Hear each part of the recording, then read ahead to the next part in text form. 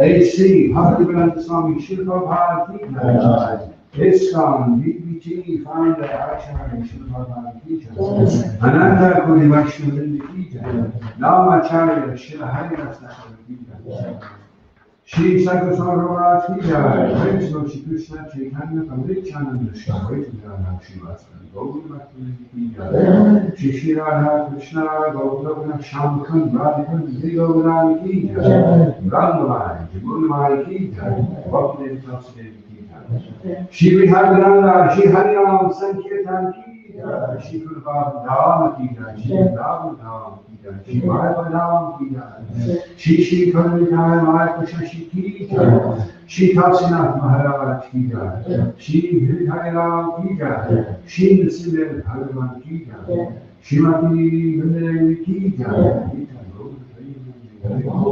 all glories to the assembled devotees, all glories to the assembled devotees, all glories to the assembled devotees, all glories to Sri Guru and Sri Gauranga.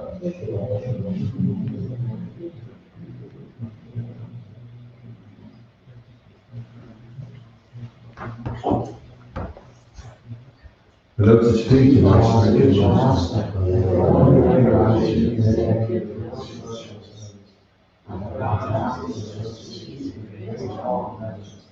I disgrace and consolation of material suffering, and I obtain the mercy of Krishna. My only wish is that my consciousness be glorified by the liberating heat of his lotus mouth. Attachment to his lotus feet, protection and fulfill all desires. He opens my darkened eyes and fills my heart with transcendental knowledge. He is my Lord, I love her. The minutes as it emanates, I knew ignorance is destroyed. The dangerous Christian is me like Anta. Our spiritual master is the ocean of mercy, the friend of the poor, the more master of devotees. O Master, be merciful unto us. Give us the shade of what us to speak. Your fame is spread out 3 worlds, and we take shelter of your lotus feet. Shri Bhagavad Gita.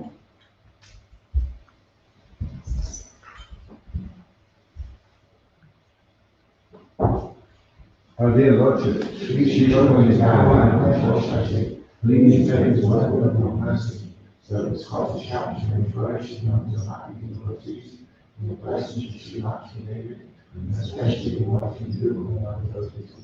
Shri Bhagavad Gita, Krishna Shri.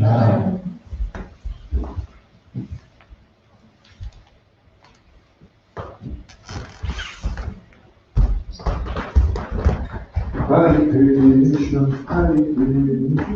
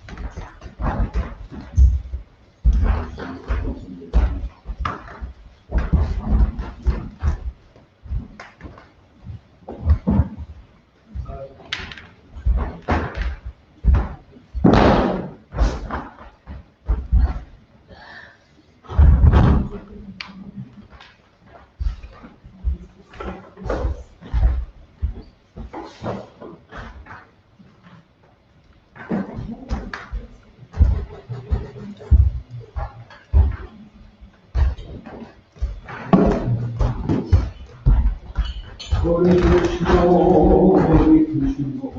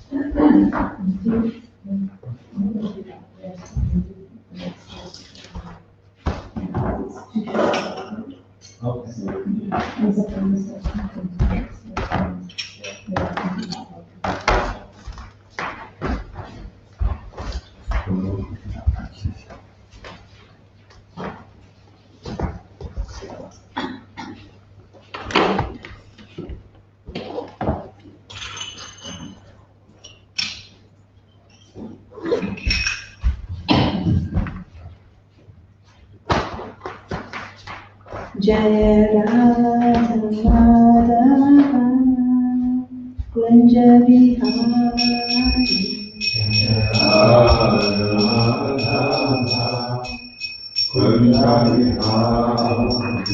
Jaya Radha Madhava Kunja Vihari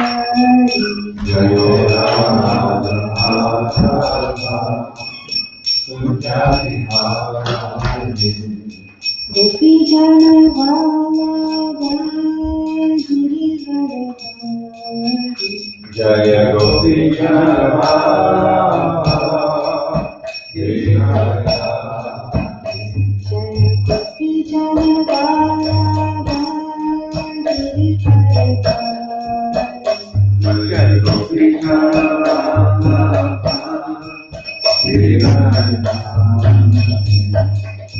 Yashodanandana Bhajananandana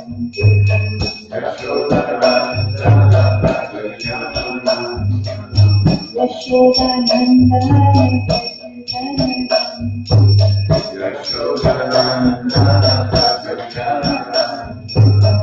Yamuna Tira Yamuna Tira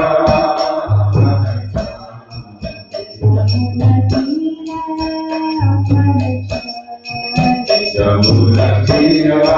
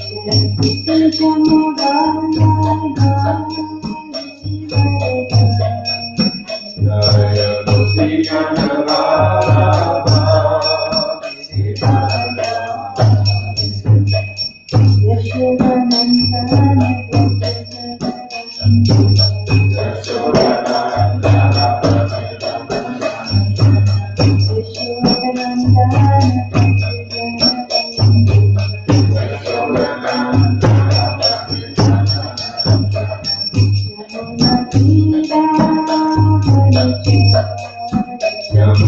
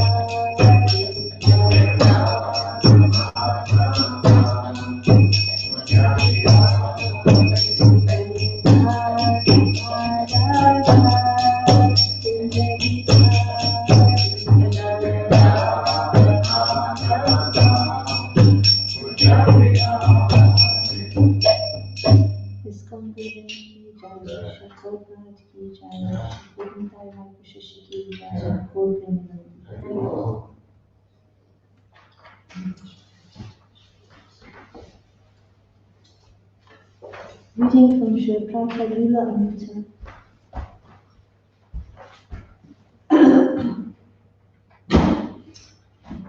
Preaching to America, Part 2.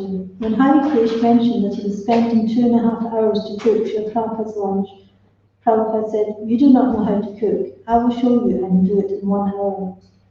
1 hour, said Hari Krish, almost in disbelief. This is amazing. Prabhupada then took off his shirt and entered the little kitchen of the Mississippi farm. While a crowd of devotees peered in through the open door, Prabhupada looked at his wristwatch and announced, "It is now 12 o'clock."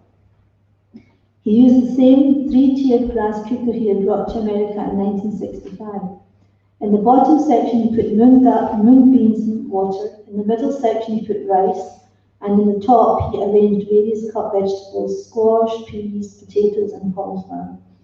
Putting the cooker over a low flame, he then poured an inch of ghee into a frying pan and placed it over a flame. Next he cut up an eggplant, dipped the pieces into turmeric and salt and began to fry them in the hot ghee. He mixed in kneaded dough and began rolling out chapatis. Periodically he checked his wristwatch, and when 45 minutes had passed, he took the cooker's top off and turned it upside down to use as a small frying pan. He put in ghee and cooked some bitter melon, then deftly added cumin, anise, chili and asafoetida. He squeezed lemon on the steamed vegetables, and within a few minutes had finished. Sri Prabhupada looked at his watch. 1 hour, he said. We have cooked 9 preparations. He then left the kitchen while the servants prepared his plate. Prabhupada said that everyone who had watched him cook should be given some of the prasadam. Sri Prabhupada ki jai.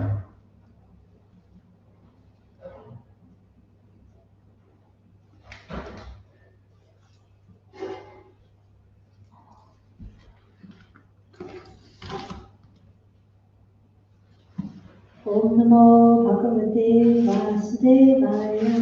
Om Namo Bhagavate Vasudevaya. Om Namo Bhagavate Vasudevaya. Om Namo Bhagavate Vasudevaya. Om Namo Bhagavate Vasudevaya. Om Namo Bhagavate Vasudevaya. Reading from Srimad Bhagavatam Canto 5, Chapter 7, Text 13. I'm going to do number 14 as well, so I'll just kind of go through this myself and then we can do number 14 together. Itam Gita Bhagavat Itam Gita Bhagavat Vata Ainam Janana Vasa Sanu Shava Nivasida Kata Kapisha Kutila Jata Kalapena Cha Viruchamana Surya Cha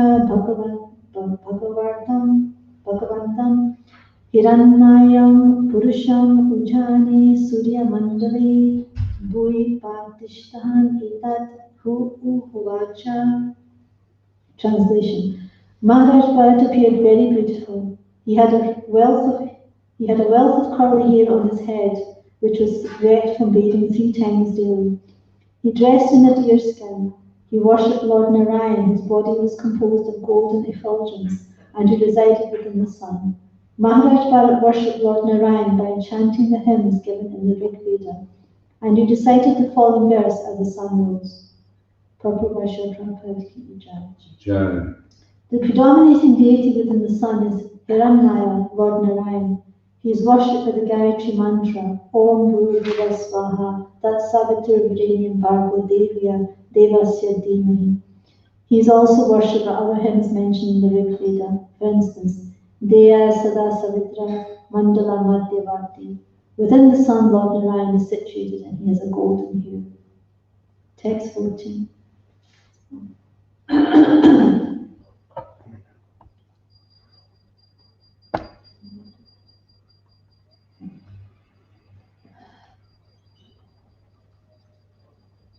Parurajaha Savitur Jatavedo Devasya Bhargo Manasedam Yajana Surita Sada Punar Avishya Chaste Hamsam Gridranam Nirshad Ringaram Imaha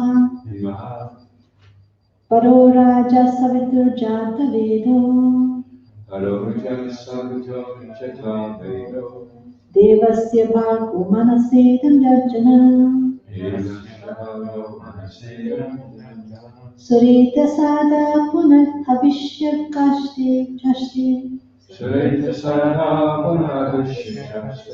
Hamsam Gridranam Nishad Ringaram Iha Paro Raja Savitur Jata Vedo Devasya Bhargo Manasedam Yajana Surita Sada Punavishya Chashti Hamsam Vijanam Nishadringiram Imaha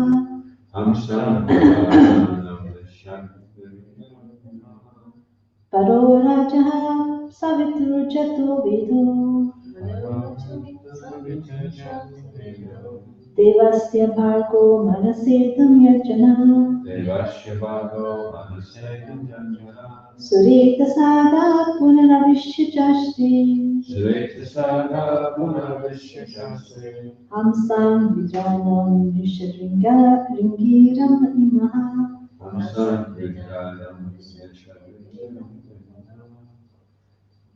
Paro Raja Savitur Jata Vedo Devasya Bhargo Manasedam Yajana Surita Sada Punaravishya Chashti Hamsam Gridranam Nishadringiram Imaha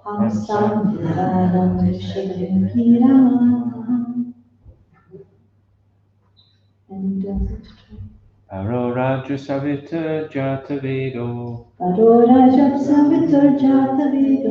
Devasya Bhargo Manasedam Yajana Surita Sada Puna Avishya Chashti Hamsam Gridranam Nishad Ringiramima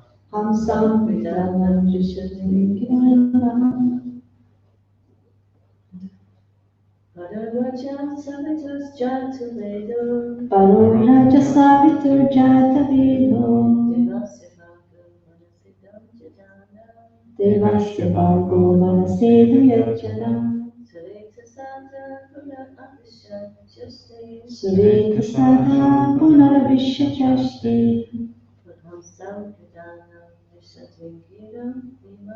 Hamsam Vijanam Nishadringiram Imaha Pararaja beyond the mode of passion, situated in the more pure mode of goodness. situated in pure goodness. Savitu, Savitu, of the one who eliminates the whole universe. one that is close. Jatavedaha, Jatanaja, from which all the devotees' desires are fulfilled. from which all the Lord's desires are fulfilled. Devasya, Devasya, of the Lord. of the Lord. Bhargaha, Bhagavatam, the self-effulgence. self-effulgence. Manasa, Manasa, simply by contemplating. simply by contemplating. Idam, Idam, this universe. this universe. Yajana, Yajana, created. created. Suretasa, Suretasa, by spiritual potency. by spiritual. Adha, Bhagavatam, this created world. this created world. Punaha, again. Again, Avishya, Avishya, entering. entering. Chaste, Chaste, sees or maintains. sees or maintains. Hamsam, Hamsam, the living entity. living entity. Gididranam, Dividana, desiring for material enjoyment. desiring for material enjoyment. Nrishat, Nishya, to the intelligence. intelligence. Ringiram, Indra, to one who gives motion. communication. Imaha, Imaha, let me offer my obeisances. let me offer my obeisances. Translation. The Supreme Personality of Godhead is situated in pure goodness. He illuminates the entire universe and bestows all benedictions upon his devotees. The Lord has created this universe from his own spiritual potency. According to his desire, the Lord entered this universe as the Supersoul, and by virtue of his different potencies, he is maintaining all living entities desiring material enjoyment. Let me offer my respectful obeisances unto the Lord, who is the giver of intelligence.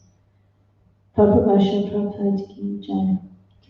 The predominating deity of the sun is another expansion of Narayan, who is illuminating the entire universe. The Lord enters the hearts of all living entities as the Supersoul, and he gives them intelligence and fulfills their material desires. This is also confirmed in the Bhagavad Gita, Sarvasya Jaham Vidipsanivishta, and sitting in everyone's heart, Bhagavad Gita 15:15. As a Supersoul, the Lord enters the hearts of all living entities. As stated in the Brahma Samhita 5:35, Andatarasta Paraman Jayantarastam. He enters the universe and the atom as well. In the Rig Veda, the predominating deity of the sun is worshipped by this mantra. Dhyaya Sada Savitra Mandala Bhaktivati Narayana Sarasijanstana Sanavishta. Narayana sits on his lotus flower within the sun. By reciting this mantra, every living entity should take shelter of Narayan just as the sun rises. According to modern scientists, the material world rests in the sun's effulgence. Due to the sunshine, all planets are rotating and vegetables are growing. We also have information that the moonshine helps vegetables and herbs grow.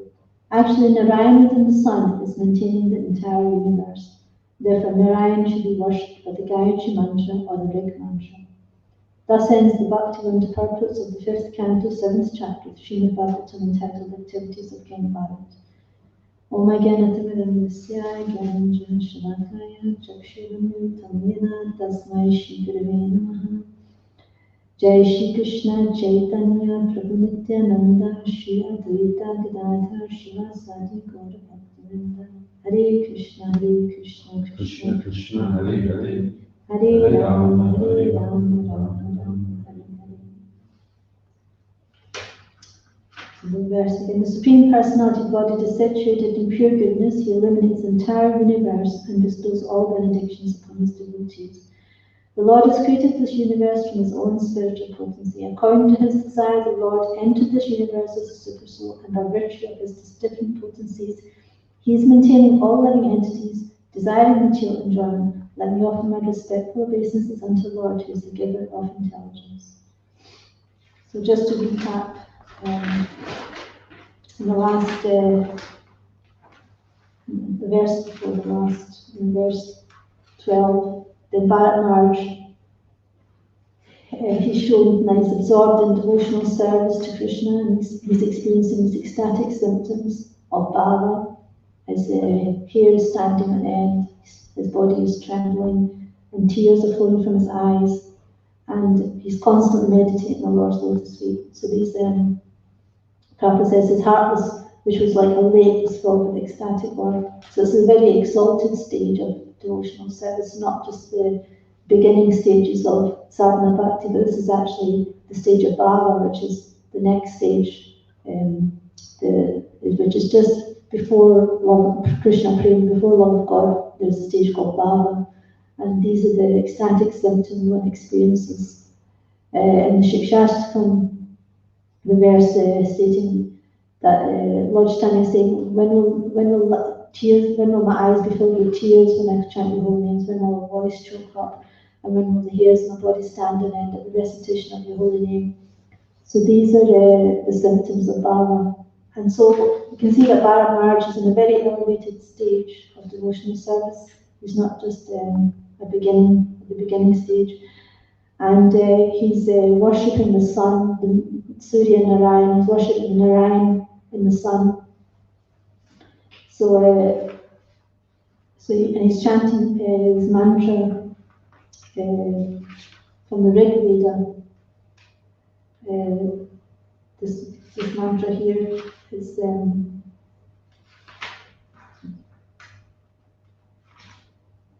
this mantra he just recited. This is the mantra he was chanting, and this is like the Surya Namaskar. So we've heard of the sun salutations. This is all coming from the Vedic scriptures. The Surya Namaskar, certain yogic postures, positions when we do the Surya Namaskar, and we chant this mantra. This mantra is chanted. It's from the Rig Veda. Prabhupada gives one line of it. Deya Sada Savitra Mandala Madhyavarti. And the whole verse actually, I found the whole verse. It says, Deya Sada Savitra Mandala Madhyavarti Narayana Sara Sajasana Sanavishtu Keuravana Makara Kundalavana Kiriti Hari Hiranmaya Vapur Jishta Shankha Chakra. And the meaning is, one should meditate on the form of Lord Narayan situated in the sun globe. He is seated on a lotus with golden bracelets, crown, sharp earrings. He is golden in complexion and holds the shankha and chakra in his hands. That's the conch and chakra, the wheel. So this is the form of Narayan in the sun planet. And for millions of years, the sun has been worshipped in this way. And Lord Narayan sits in his lotus flower in the sun, and Prabhupada says all living entities should take shelter of Narayan just as the sun rises. So we also chant the Gayatri mantra, which is also from the Rig Veda, the first line of Gayatri that we chant. The Brahmanas are supposed to chant this as the sun rises, and we chant it 3 times a day as the sun rises, and when the sun is highest in the sky at midday, and when the sun sets. So, and this verse has been described in the previous purport. It says, Om Bhurabhuva Swaha Swaha Tat Savitur Varenyam Bhargo Devasya Dhimahi. So, this is a very important mantra.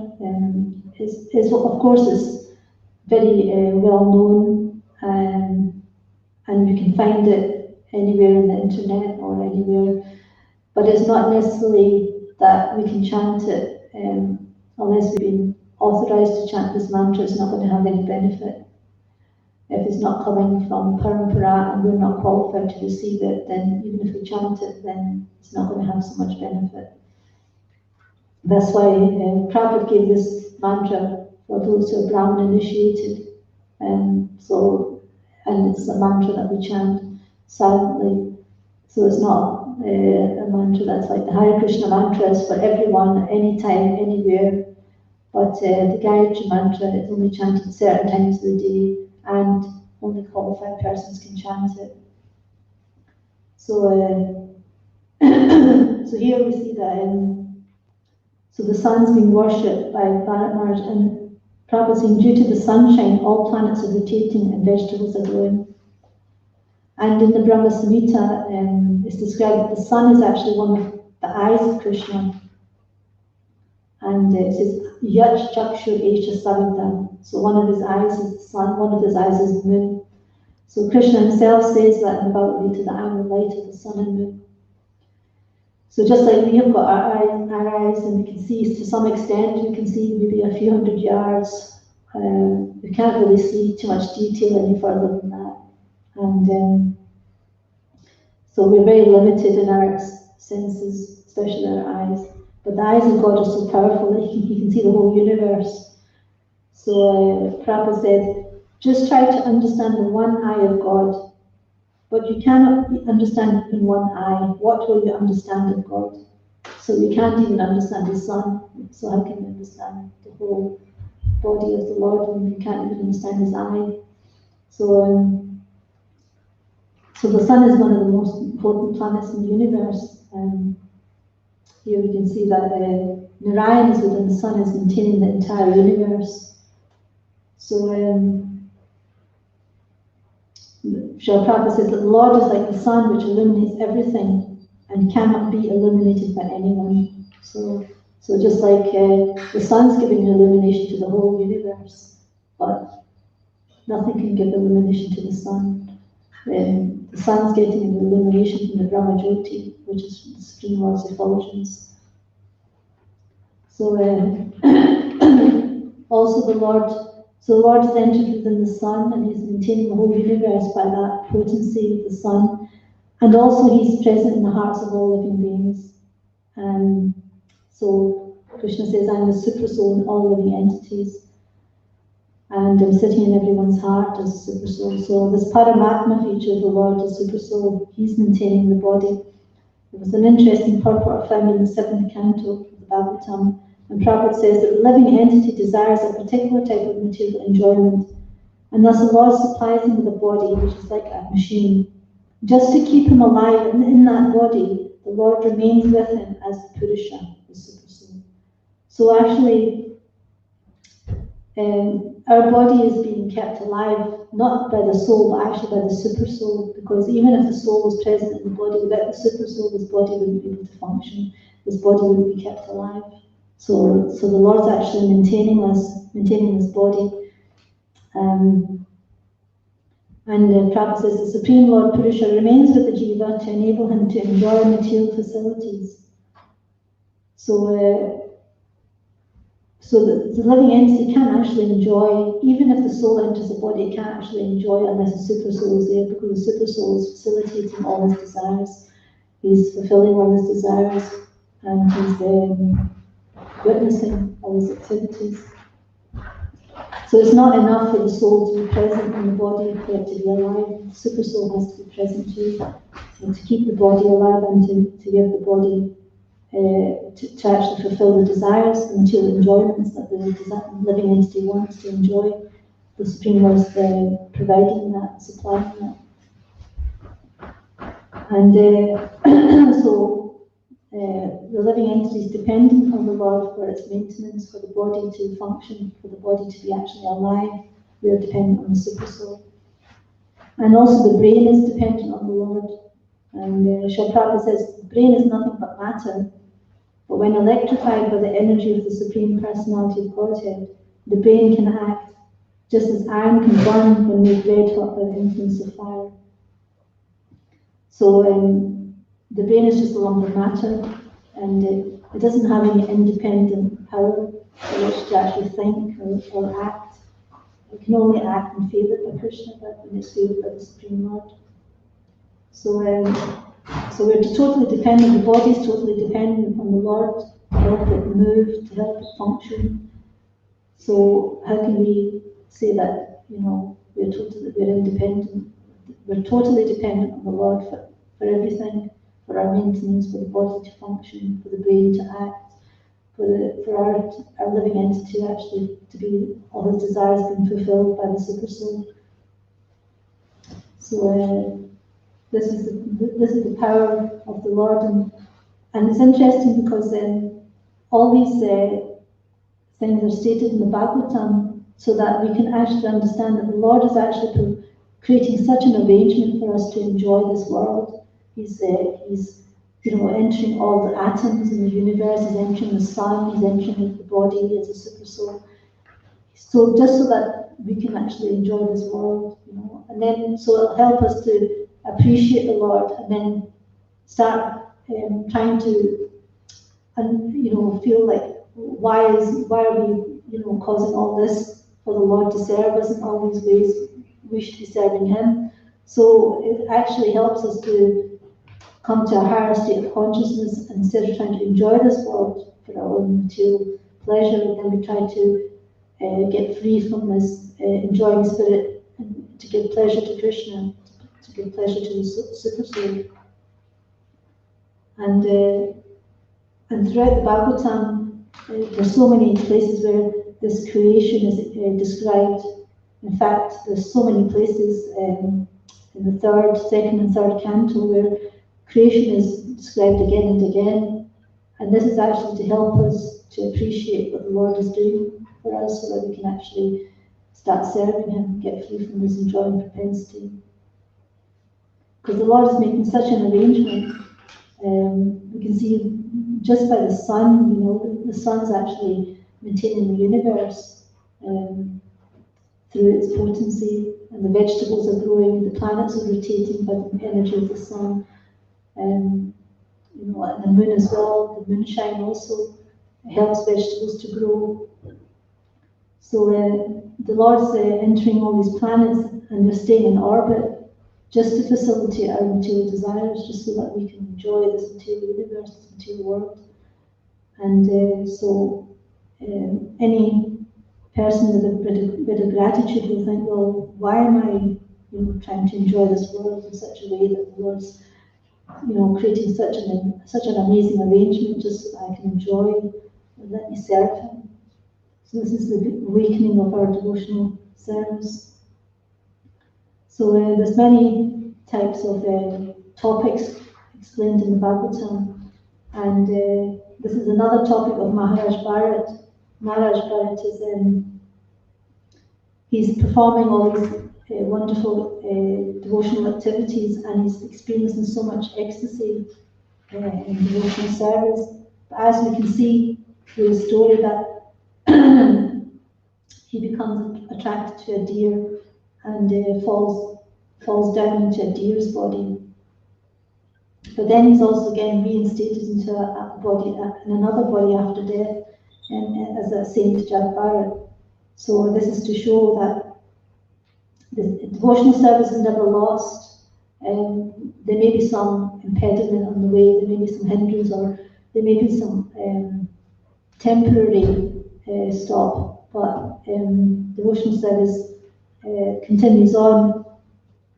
And we see in the story of Maharaj Bharat that because he had performed all that devotional service, and even in the deer's body, he could remember his past life, and he tried to stay away from general public, and he tried to become a steward in the deer's body, and then he got the body of Jagannath. And in that saint's body, he was very elevated, and he wasn't. He was like a Paramhamsa, and he was very exalted in his consciousness. He was not affected by the material conditions of the material world. That he was aloof from it. So this is all these wonderful stories in the Bhagavatam to show us that we have to be very careful in spiritual life. That even although Maharaj Bharat wasn't on a very low level of devotional service, he was experiencing bhava. So even on the level of bhava, there's danger to fall down. So we should always be on our guard. And also Maharaj Bharat, we can see that he was actually alone in this forest. He didn't have any association of devotees. He didn't have association with spiritual master. He was alone. And so when he seen the deer, the deer had given birth to a baby, and the deer had died, and so he felt obliged that he had to protect this baby deer. And so he forgot his meditation, he forgot all his devotional service, he forgot his spiritual activities, and he was just meditating on the deer. So this is how strong Maya is, that we may be on this level, but if we don't have the association of devotees, then we can easily fall into the trap of Maya. And so it's very important that we take the association of devotees and stay strict in our spiritual life and not get distracted by material things, material enjoyment, material pleasures.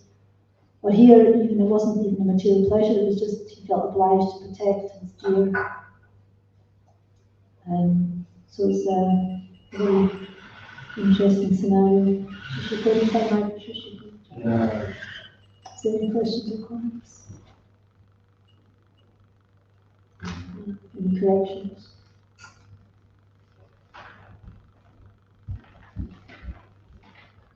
So I was listening to one Srimad Bhagavatam saying that the prison is people in the prison may reject God, but and then think that they're under control, but they're still under control of God. You're still looking after them. So you're making that point in the class and so on. The Lord's very kind. He goes to so much endeavour to facilitate us and create a whole material world so that we can come here and then you're still looking out for us, still trying to bring us back. Yes, it's not just the devotees but the atheists as well, that they're, although they're denying the existence of God and they don't want to serve Him, still Krishna is maintaining them and fulfilling their desires, and He's still giving them all facility to enjoy this material world, even although they're totally neglecting Him. So this is Krishna's kindness and forgiving nature. Krishna is so powerful, and He has all opulences, but these opulences are only attractive because of this quality of forgiveness. I heard that without this quality of forgiveness, all these opulences of Krishna would not be so attractive, because if you think of somebody very powerful and they're not forgiving, then they're not very attractive. Same with any of the opulences. If somebody is very wealthy and they're not forgiving, they're not so attractive. It's only because of this quality of forgiveness that Krishna is so attractive. Because although he has all these opulences, he's very forgiving, and so we should learn from that this is a very wonderful quality that Krishna possesses, and we, as parts and parcels of Krishna, we also have this quality of forgiveness, and we have to develop this to this full extent we can in our capacity. And even although for millions of births we've ignored Krishna and we've not served Him and we've neglected Him and ignored Him, still Krishna's always trying to help us. He's always there, in the heart, just so that we can fulfill our desires. Like Prabhupada said that just to keep Him alive in that body, the Lord remains with Him as the Purusha. So just so that the living entity can enjoy material facility, the super soul has to be there, otherwise the living entity can't enjoy, because the body can't function without the super soul being present there. So the super soul is accompanying the jiva in every life, whether it's in the body of a worm, an ant, an elephant, a demigod, whatever it is. The super soul is always there accompanying the jiva. So he's the best friend. Krishna says that. And that every well-wisher best friend. And there's one bit in Bhagavad Gita where it refers to one who touches the elements in his body and also touches the super soul. So is that what it means, that because the Lord is so affectionately attached to every living entity, that the living entity suffers, and the super soul also indirectly suffers because he sees the suffering of the living entity? Yeah, because That's why the Lord comes again and again to help the jivas come back to Him, because He doesn't like them in the suffering conditions. Just like a loving father doesn't like his children, suffering. So Krishna is the most loving father, so of course He's going to send. He comes Himself in so many different times, and He sends His representatives and to help us along that path. All different acharyas that come, they're helping us come closer and closer to Krishna. Yeah, I like that point you made about forgiveness. Before I became a devotee, I was pretty much an atheist, but what I didn't like was the idea that if you didn't get it right, then you went to hell forever, and God didn't care anymore. He just, you made a mistake in that sense. But it isn't really add up, is it? That God would be like that. Even a normal person wouldn't be like that to speak of God. Yeah. So God has to be the most forgiving, because He has the most opulences, most qualities, most beautiful qualities, attractive qualities. So He's the most tolerant and forgiving and most humble. So that's why when we also have love for Krishna, we will also have these qualities, because that's the soul's nature, to be loving and compassionate, forgiving. So when we develop these kind of qualities, then that's actually the soul's natural qualities. And we see how Krishna is so kind. I was doing a sangha yesterday about different acharyas, and we can see that the Lord had made such a strategy, because people were killing animals. Then Buddha appeared, then to bring them closer, and he basically said there's no God, there's no soul, just stop killing animals, just become non-violent. And then, because they had denied the Vedas, and Krishna sent Lord Shiva as Sankaracharya, please bring them back to the Vedas. So he preaches a different philosophy that to bring them back to the Vedas in an impersonal way.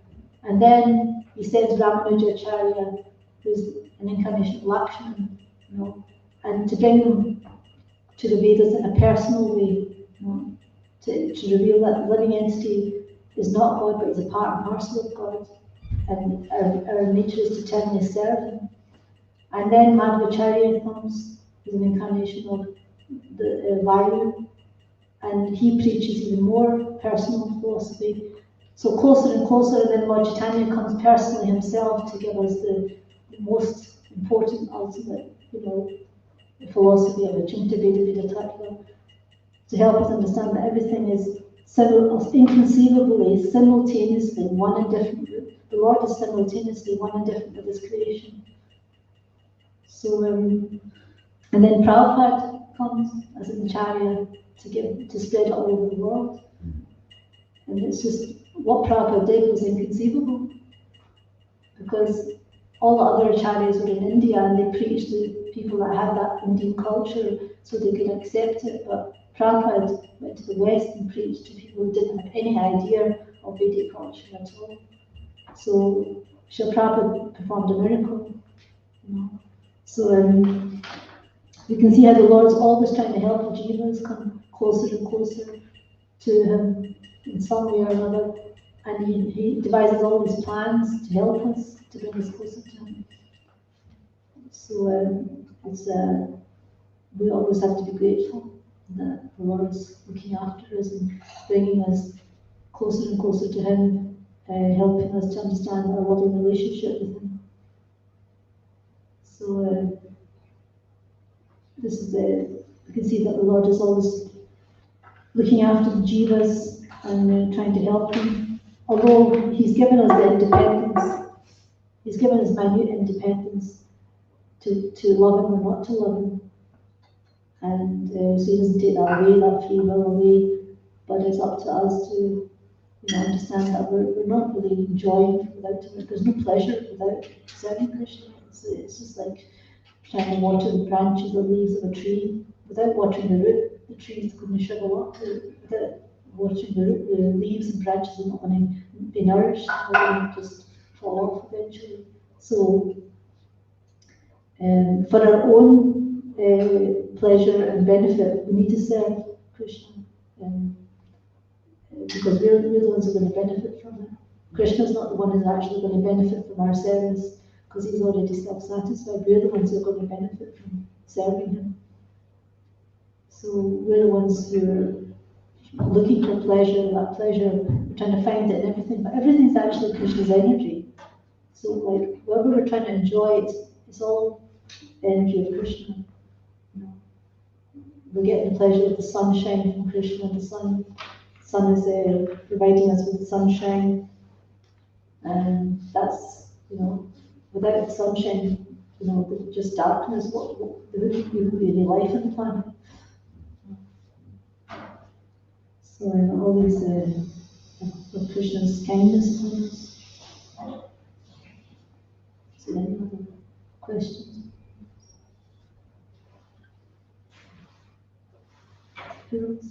Just the relation between Narayana and the sun on this. So is Krishna the Supreme Personality of God? Is he illuminating the universe via the sun? Is that what the verse is implying?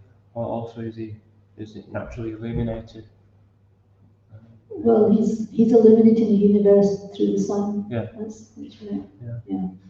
Because that's the most important planet, because the Lord's there maintaining the universe through the sun. Secondly, it says, just reading through the purport, because I can see it on the laptop. It says that Lord Narayan is situated on a lotus in the sun planet. If I remember rightly. I never noticed that before. So I just wondered if you could shed some light on that. I don't know. So somewhere in there.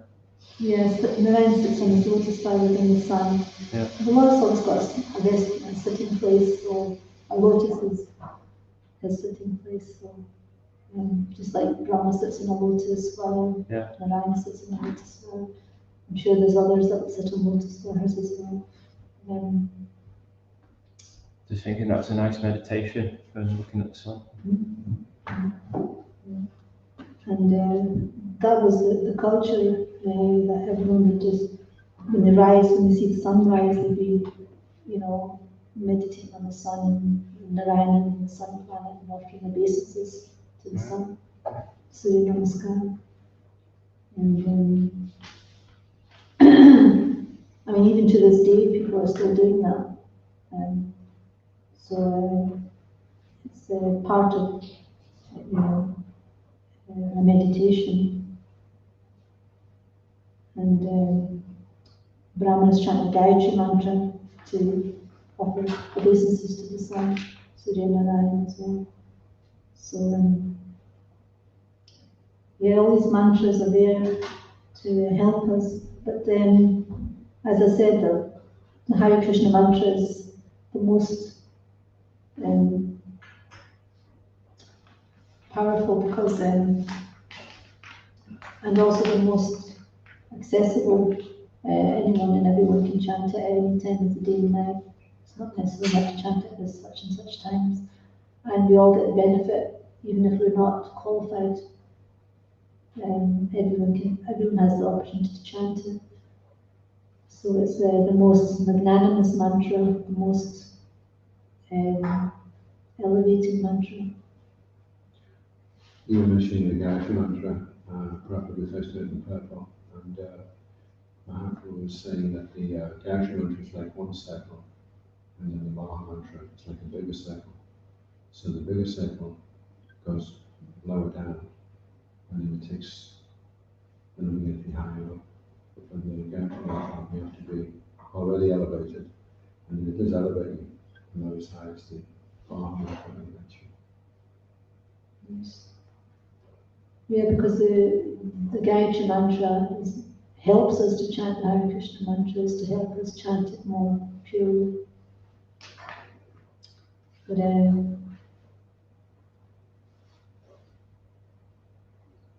yeah, this, the deity of this sun, Hiranyamaya, Lord Narayan's worship of the Ganesh mantra. So you can see how the Lord is very kindly illuminating this universe so that we can enjoy this material world, enjoy the material facility, and then one day we'll understand, well, you know, I've been trying to enjoy separate from Krishna, who's providing me with everything, let me serve him, and then we'll be totally satisfied. You know the point we're making about you can have all the opulences, but if the person doesn't have forgiveness, then it's unattractive. And in the nectar of devotion, Srila Prabhupada refers to, of all the qualities that Krishna has, is compassion.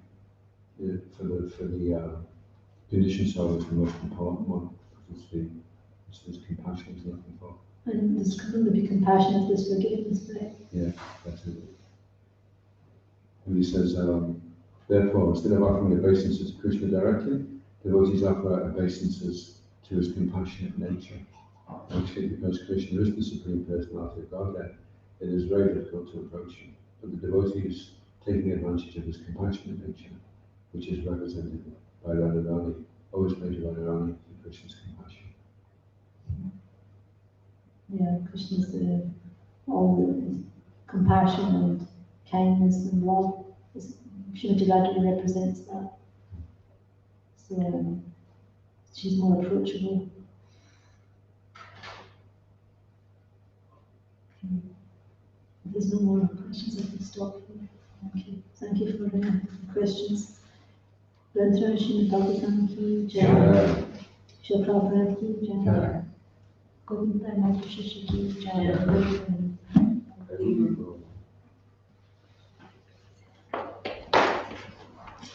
Jagannath Priya, dasi. Jai.